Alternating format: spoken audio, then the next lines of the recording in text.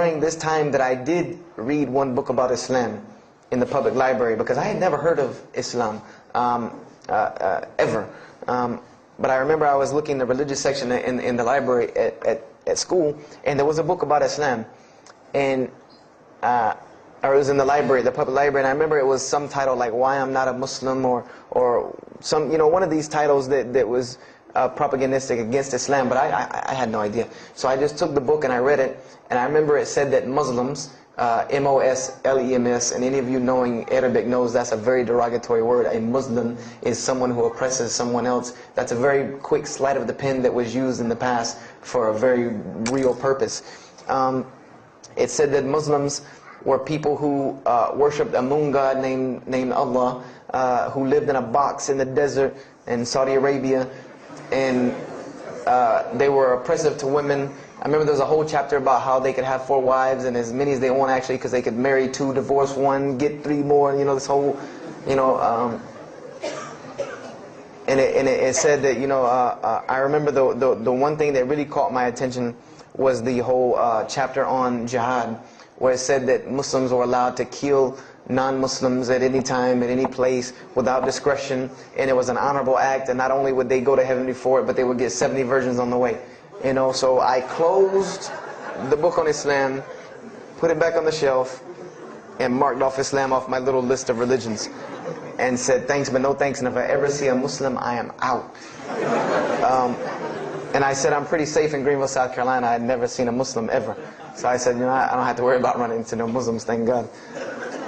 So, you know, I started, you know, just worshiping. You know, I tried to just be a good person, you know, pray to God, ask Him for guidance, try to be a genuinely good person.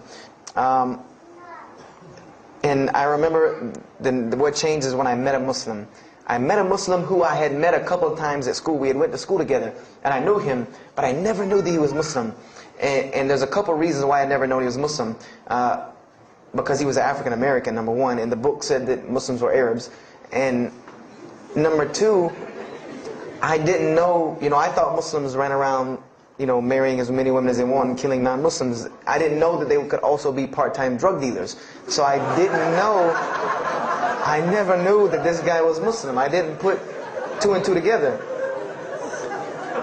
So we were at his house one day, and me and my other friend, the one that, you know, I got into a lot of trouble with, I'm trying to keep him out of trouble now.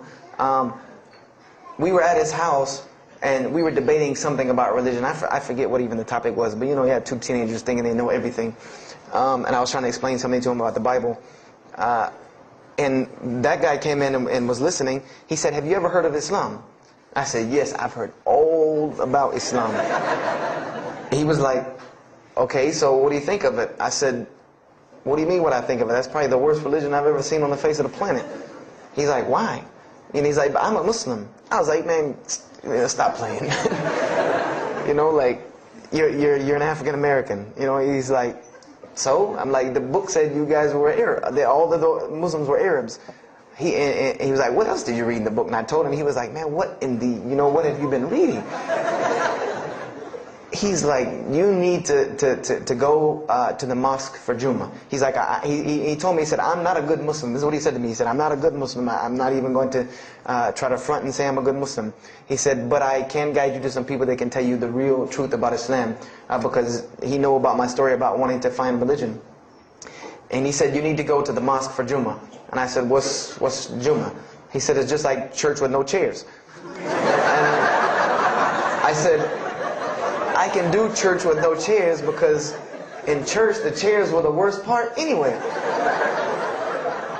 Because they had these hard benches that you sit on that are like this, and are so hard." I said, "That's good. You sit on carpet? Wow, man, every church should be like that." And I said, "Where's the mosque?" He said, "It's on Wade-Hampton Boulevard." I said, "Where on Wade-Hampton Boulevard?" I lived on Wade-Hampton Boulevard. I lived right off of Wade-Hampton Boulevard. He said, "You know where Lee Road intersects with Wade-Hampton?" I said, yeah, I live on the other side of that intersection." He said, "It's right there." I said, "No, it's not. There's nothing. There's a gas station or a church." He said, "Yeah, you know that church, the Evangelical Missionary Training Facility?" I said, "Yeah, I used to take missionary classes there." He said, "You know that building in the parking lot with the gold thing on top?" I said, "Yeah, the gym?" And he was like, "No, that's the mosque." Because I had always thought it was the gym because it was in the same parking lot and it was just rectangular with 2 glass doors in the front. And you could literally walk in between the church and the masjid and touch them like this. Anyone doesn't believe me, go to Greenville, South Carolina, look at the masjid. You can almost touch the both of them just like this. He said, yeah, it's right there. I said, I've never, at first I was shocked. Like, I've been living across the street from all these crazy Muslims all my life. I said, I never knew. And he told me to go to Jummah, and I asked him what time. He said he would meet me there at 1 o'clock in the afternoon on Friday. So I said, okay. I went on Friday. And I'm waiting outside for him. I'm not going inside. That's not happening. And I'm seeing all these people going in. And at this time, it was a predominantly Indo-Paki Arab masjid. Anyone who went in was not American, period. And I did not see even one African American going there. And I did see one. And then when he went in, I heard him talking in a dialect that I realized he was probably from Africa. So I said, he's not American. So I'm not going, I'm waiting, and I'm standing outside sitting on the church steps, and the imam pulls up and parks right in front of me, who I had no idea he was the imam. But he got out and he asked me, am I waiting for someone, this, that, and the other? And I explained to him. He said, oh yeah, we know this brother. You don't see him that much, but we know who he is. He said, I'm glad you came. He was a very, very nice, gentle young man.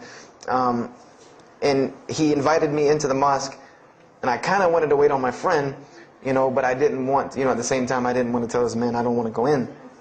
So I went in, and they put me in the back and gave me a chair anyway. And I said, I came to sit on the floor. And they gave me a chair anyway, and all of these people are piled up in front of me.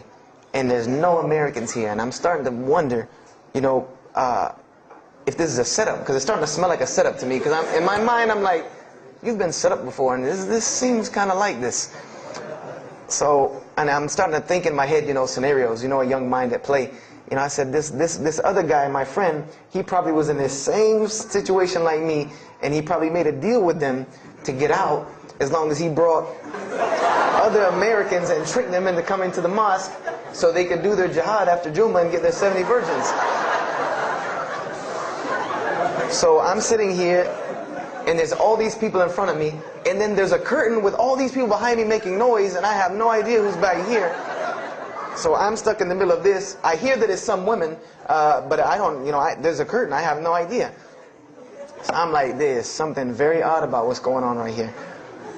I'm like, just let me make it. I'm starting to look for the exit. I'm like, calculating how many people are between me and the exit. I know some martial arts, so I said I might hit a couple of them, and I'm out. And then the imam came, and I just now realized that he was the imam because he got up on the minbar, and they started to call the adhan. And, I said, okay, that man seemed nice. He seemed genuinely nice. So I felt a little more comfort. And then he got up after the adhan, and he started his khutbah. Inna alhamdulillah nahmaruhu wa I said, oh my God. I said, I bet you he's talking about me. And he's being forceful. He was getting loud and banging on the minbar, and he's pointing in my direction. I'm like, oh man, I gotta get out of here really quick, I said, well, I'm going to take my chance with the women behind me. I'm going through the curtain. I know him. So the imam started to pray, and when he recited the Quran, I know it sounded very intriguing. I had no idea what it was. But then when I saw Muslims bow and prostrate on the floor, verses and verses of every religious book that I had ever read started ringing off in my head, that this was the way men of God prayed. And the first thing that I could think of in my mind was, this is worship. That's what I said to myself. This is not prayer, because prayers are asking God for something. These people are worshiping God. So I said to myself that you've written this religion off way too easily. I thought I was a much more open-minded person than that, and I was ashamed of myself that I had written it off with just one little book. I'd put all these studies into the other religions. I read this one thing about Islam and was done.